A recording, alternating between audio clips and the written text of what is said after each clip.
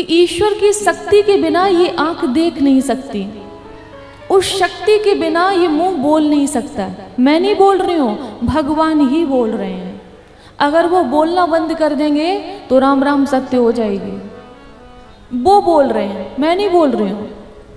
आप नहीं सुन रहे हो, भगवान आपके कानों से सुन रहे हैं। वो सत्ता है, इसलिए हम जीवित हैं। और वो सत्ता अपना स्थान जब छोड़ देती है तब क्या होता है?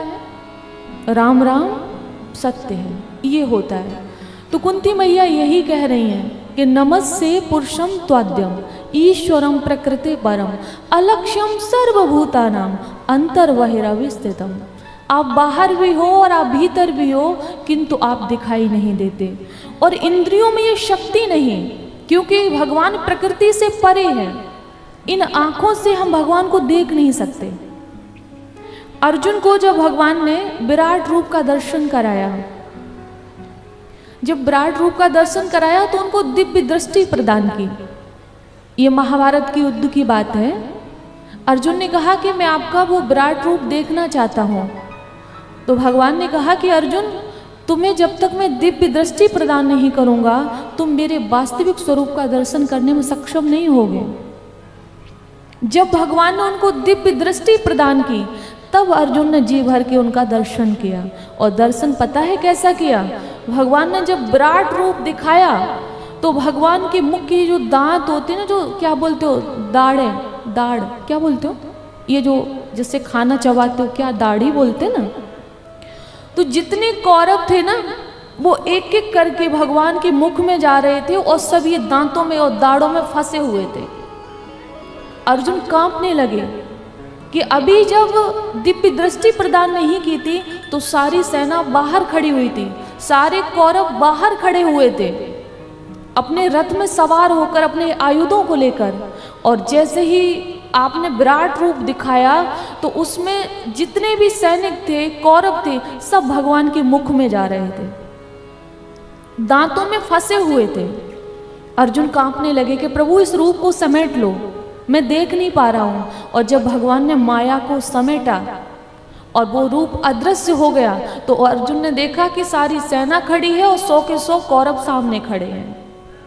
ये भगवान की माया है कि संसार में हमें लगता है कि यही सत्य है। मान लो जब हम धन कमाने की होड़ में निकलते हैं तो हमें लगता है यही सत्य है। बताइए, लेकिन ये सत्य नहीं है। जैसे मधुमक्खी शहद बनाती है, मधुमक्खी, उस शहद को कौन खाता है, मधुमक्खी या हम और आप? बोलो, हम और आप। मेहनत कितनी करती है, फूलों से जगह जगह स्थानों पे जाके चुन चुन के रस लेके आती है, उससे शहद बनाती है। और जब खाने की बारी आती है तो उसकी मौत हो जाती है। मौत का मतलब है कि उसको कोई मार देता है और शहद की छत्ते को तोड़ लेता है। यही हमारे साथ होता है कि जीवन भर हम इस लौकिक धन को कमाने में लगे रहते हैं। अब आप लोग कहेंगे कि हमको नहीं कमाना चाहिए।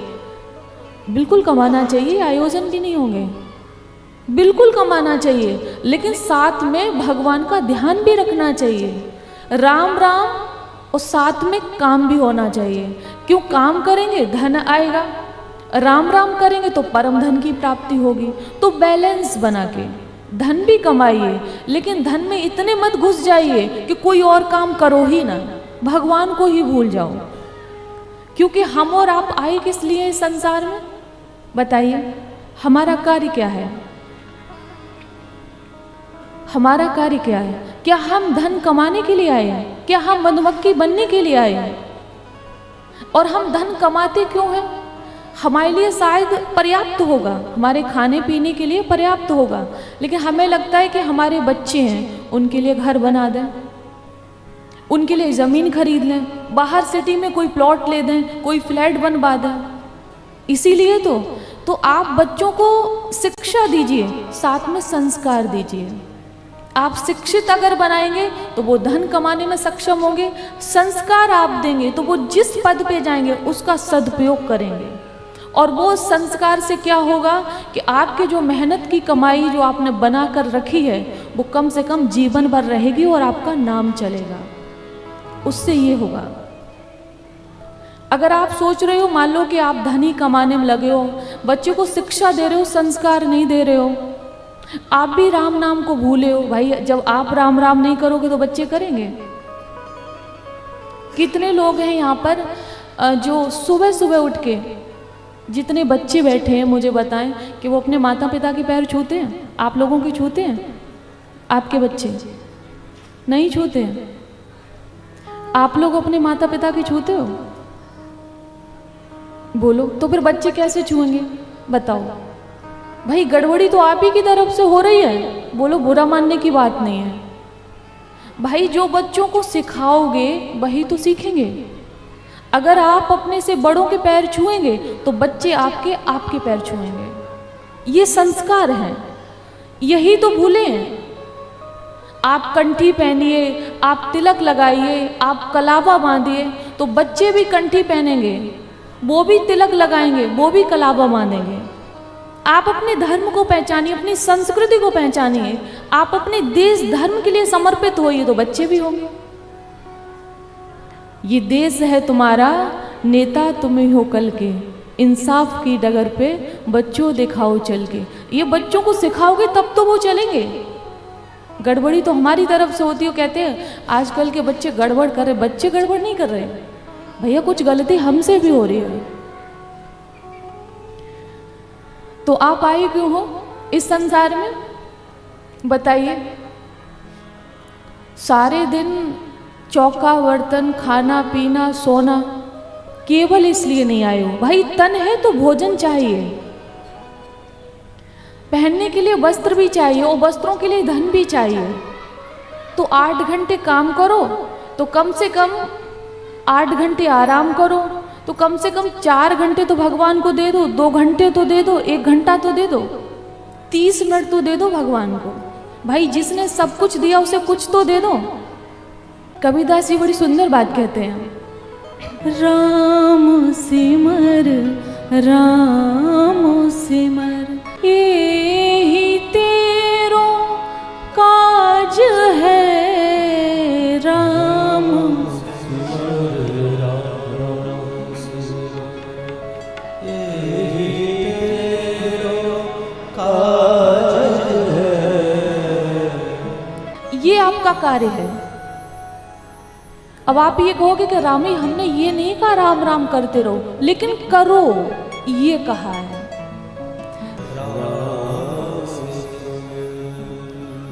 कहते माया का संग त्याग। जो केवल पैसे के पीछे भाग रहे हैं वो माया है, तो उसका संग त्याग। तो करना क्या? हरिजू की शरण ला, भगवान की शरण लगो, और जो भगवान की शरण पहले से लगे हैं उनकी शरण में लगो। जगत सुख मान मिथ्या, झूठो सब साज है। इसलिए करना क्या है? राम सिमर यही तेरो काज है। कबीरदास जी भगवान से कभी कुछ नहीं मांगा। एक बार एक साधु आए, और साधु जब घर से भूखे गए तो उनको बड़ी गिलानी हुई। तब उन्होंने भगवान से कहा, साहिब इतना दीजियो जामे कुटुंब समाए, मैं भी भूखा ना रहूं, साधु न भूखा जाए। बहुत सुंदर भाव है। साहिब इतना दीजियो जामे कुटुंब समाए। आपसे मुझे ज़्यादा धन नहीं चाहिए, बस इतना दे दो कि परिवार का पालन हो जाए। और अगर कोई साधु आए, कोई अतिथि आए, तो उसका भी हम सम्मान कर सकें। क्यों? अतिथि देवो भव। साहिब इतना दीजियो जामे कुटुंब समाए, मैं भी भूखा ना रहूं, साधु न भूखा जाए। तो भगवान से यही प्रार्थना करनी है, जितना दिया है उसी में खुश रहिए। सीताराम सीताराम सीताराम कहिए। जो प्राप्त है वही पर्याप्त है। और मैं हमेशा एक बात कहती हूँ, अगर विधि का विधान मिटाने की मनुष्य कोशिश करता है तो उसके मूल में दुख ही होता है।